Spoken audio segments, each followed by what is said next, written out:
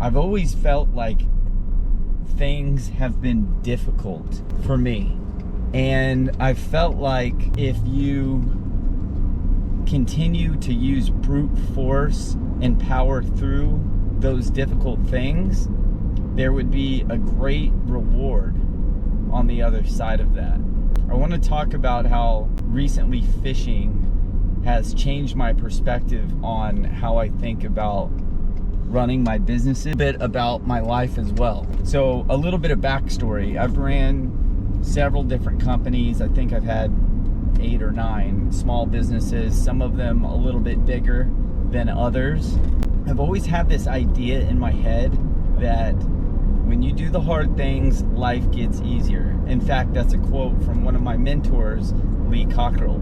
And there is a lot of truth behind that. But at the same time, there has been this new revelation in my understanding of how to go through life where it doesn't have to be as hard. And that is how this whole fishing journey has shaped the way that I think. Now that I've stepped away from my businesses and I'm looking from the outside in, I'm realizing there has been many times when I approached a problem with brute force, trying to overcome the obstacle that is incredibly challenging, thinking if we throw enough manpower at it, this problem would magically go away.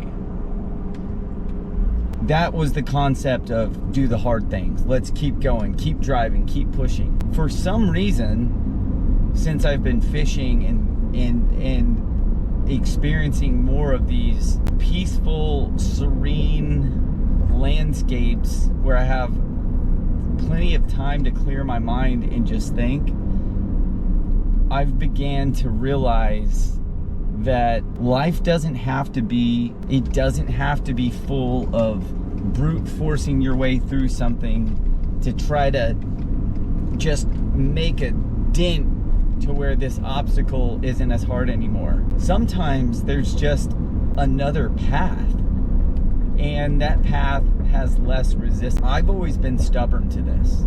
So let's talk about how this relates to one of my businesses. And I'm not going to get into specifics. There's been times in my business where we wanted to just throw more salespeople at a problem because we wanted to increase the numbers. Let's say we're making calls and we need more phone calls to get more sales and more revenue. Well, sometimes it's hard to look outside of the box and figure out exactly what you need to do to solve the problem with the least resistance. And since I've been fishing, I've really rethought about a lot of the ways I would have done things in certain businesses. For instance, some of the ways that I was getting clients, there are way easier ways to get qualified clients that already love your business. And so I guess my tip right now and the takeaway that I want you to get if you're still listening here is look at your business right now. Look at the thing that you're doing and ask yourself, is this extremely hard?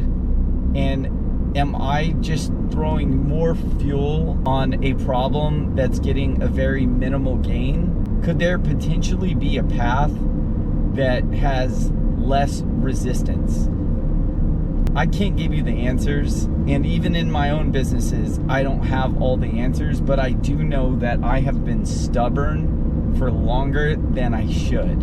And that is the biggest takeaway for me, is because I saw myself as this person that can only fail if he quits, I was never willing to pivot, not quit, but pivot into something that would have least resistance. Now,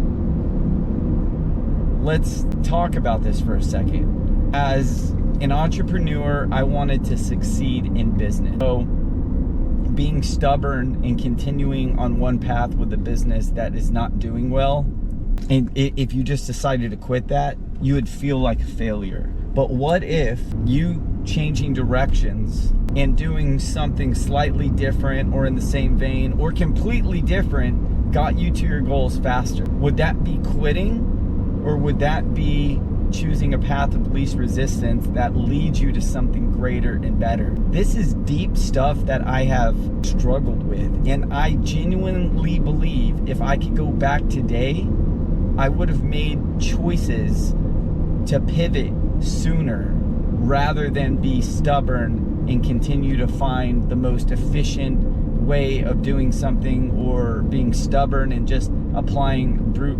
It's a great trait to have, to never give up and never quit. You will push yourself beyond most physical and mental limits, further than most people will ever try.